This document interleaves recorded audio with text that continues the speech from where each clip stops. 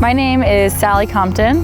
I am the Executive Director of Think Wild, which is a nonprofit wildlife hospital and conservation center here in Bend, Oregon. Think Wild purchased 3 Allied Steel buildings that are used for the rehabilitation of injured and orphaned wild animals.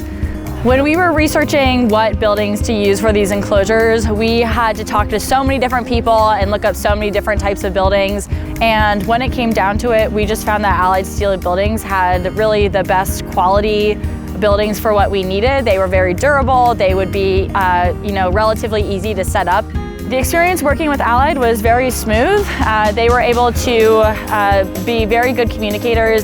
And something else that was really cool was they always took the animal well-being into account.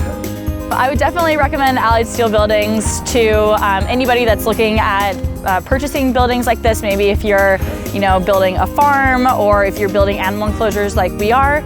We're very confident that these buildings are going to be working well and be very durable and long-lasting for the many years to come. And we are growing very quickly. And we're confident that these give us the space that the animals need to have the best care.